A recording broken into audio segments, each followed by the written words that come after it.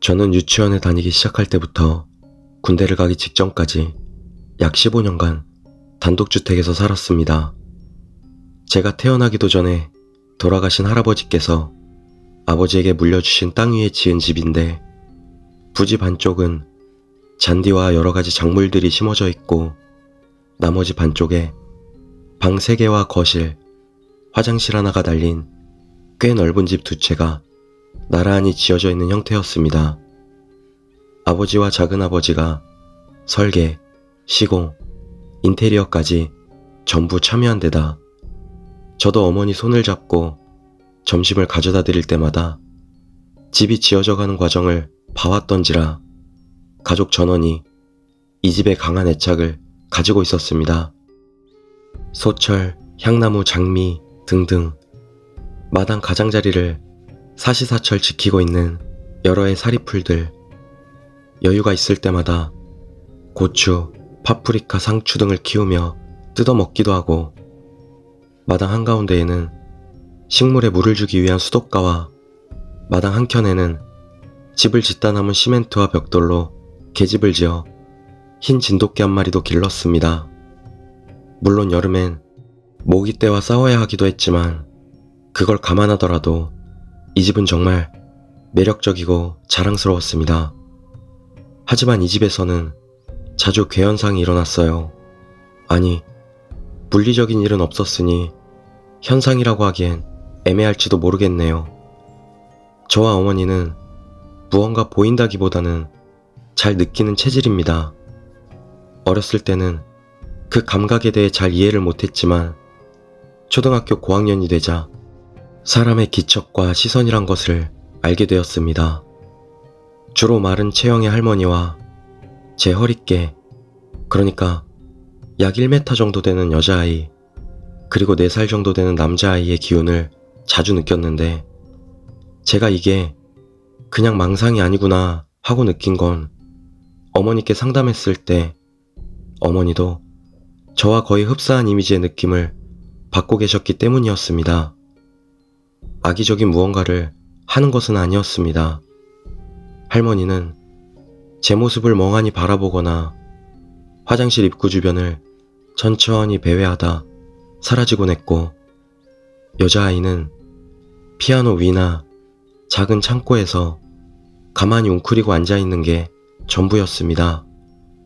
남자아이는 집안을 두서없이 돌아다니거나 TV를 보거나 컴퓨터를 하고 있으면 의자 뒤에 몸을 숨기고는 얼굴을 내밀고 바라보다 제가 뒤를 돌아보면 사라지곤 했습니다. 가끔씩은 의자 끄트머리에 흰손이 나타났다가 사라지기도 했어요. 그들의 기척이나 시선이 느껴지고 그 감각에 주의를 기울이면 자연스럽게 머릿속에 이미지가 떠올랐다고 할까요? 제가 대학교 2학년이 되자 저희 집을 포함한 주변 땅값이 빠르게 오르기 시작했습니다. 부모님께 들은 바로는 주변 땅을 대거 사들여 아파트 단지를 지으려고 하는 사업체가 있다고 하더라고요. 업체 쪽에서 먼저 아버지를 찾아왔고 상당히 만족스러운 금액을 제안해 왔다고 합니다. 생활 부채를 전부 갚고도 남아서 대출을 받지 않고도 신축 아파트에 입주를 할 수 있는 금액이었다고 들었습니다. 이사를 가게 되면 토지를 완전히 갈아엎어서 지하 주차장을 짓고 그 위에 아파트를 지을 예정이라 마당에 있는 식물들을 모두 베어버리는 것은 물론 근 10년간 집을 지켜준 진돗개를 다른 집으로 보내야 했습니다. 아파트 입주 신청을 하고 금액까지 모두 지불한 뒤 아파트가 완공이 되기 전까지 반년 정도 근처에 집을 빌려 살았었습니다. 그런데 이사간 후부터 저희 가족에게 안 좋은 일이 닥치기 시작했습니다. 아버지가 출근하실 때 앞에 가던 자재 트럭의 밧줄이 풀리는 바람에 자재들이 차량 앞판을 덮쳐 하마터면 크게 다칠 뻔하기도 했습니다. 어머니는 승마를 배우기 시작하셨는데 2주차에 말이 갑작스럽게 앞발을 들고 서버리는 바람에 꼬리뼈와 정강이뼈에 전치 6개월의 골절상을 입으셨습니다.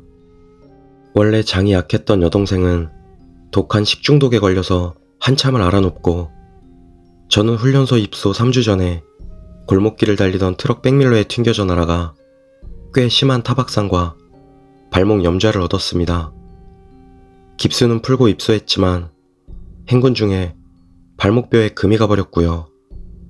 제가 육군병원에서 뼈에 금이 갔다는 진단을 받자 어머니는 바로 아는 점집에 가서 상담을 받았다고 합니다. 어머니는 새로 이사간 곳에 터가 안 좋은 거라고 생각해서 갔지만 그곳은 평범했다고 합니다. 죽은 사람도 없고 다른 사연이 얽혀있지도 않았고요. 오히려 문제는 다른 곳에 있었습니다. 어머니께서 말씀하셨던 건 다른 단어였던 것 같지만 괴담에서 흔히 말하는 수호령이라고 할 만한 존재의 힘이 상당히 약해져 있다고 했습니다. 수호령은 각각 돌아가신 외할머니, 어려서 병에 걸려 돌아가신 아버지의 막내 여동생, 그러니까 막내 고모였습니다. 남자아이는 집이 맘에 들어서 눌러 앉은 영가라고 하네요.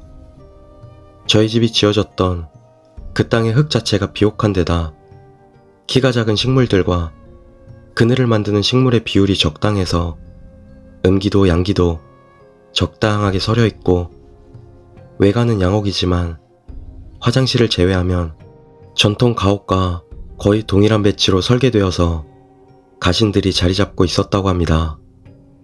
마당에 동물을 키우는 것도 효과가 있었고요.